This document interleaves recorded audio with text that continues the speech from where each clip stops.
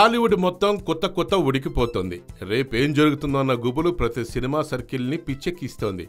మాదక ద్రవ్యాల ఉచ్చులో పడి దాదాపు టాలీవుడ్ పెద్ద కుటుంబాలన్నీ గిలగిల్లాడిపోతున్నట్లు స్పష్టమైన సంకేతాలు కనిపిస్తున్నాయి. కానీ తెలుగు సినిమా చౌరస్తాలో నిలబడి ప్రతి సందర్భానికి స్పందించే అలవాటున్న రామ్ గోపాల్ వర్మ మాత్రం సైలెంట్గా ఉండిపోయారు. ఆయన ట్విట్టర్ మూసుకుపోయింది. కనీసం ఇన్స్టాగ్రామ్లోనైనా ఓ ముక్క మాట్లాడొచ్చుగా అంటూ అటు అభిమానులు ఇటు విమర్శకులు సూటిగానే ప్రశ్నిస్తున్నారు. ప్రతి అంశాన్ని సమర్థించడమో లేక విమర్శించడమో చేసే మంచి అలవాటున్న వర్మ ఆ విధంగా తన ఉనికిని కాపాడుకోవడంలో సక్సెస్ అయ్యారు కూడా. నిజానికి వర్మ సినిమాల కంటే వర్మ ట్వీట్ల కోసమో టీవీలో వర్మ ఇంటర్వ్యూల కోసమో మాత్రమే జనం ఎదురు చూస్తుంటారు.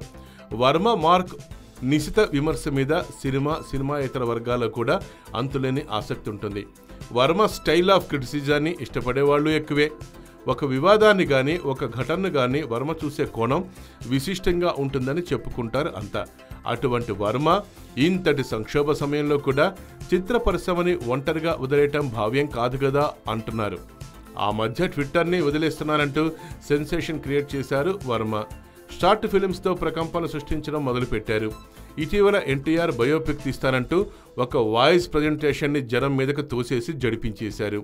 బహుశా ఆ బయోపిక్ మేకింగ్లో బిజీగా ఉన్నారా లేక మరెక్కడికైనా వెళ్ళిపోయారా అంటూ వర్మ ఫ్యాన్స్ తెగ బెంగెట్టేసుకుంటున్నారట.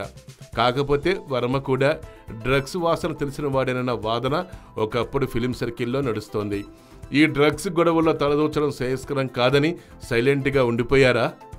కానీ పేరులోనే వోడ్కాను వాడుకున్న వర్మ ఈ చప్పుళ్లకు భయపడే ఛాన్స్ లేదన్నది అతడి ఫ్యాన్స్ క్లబ్ భరోసా.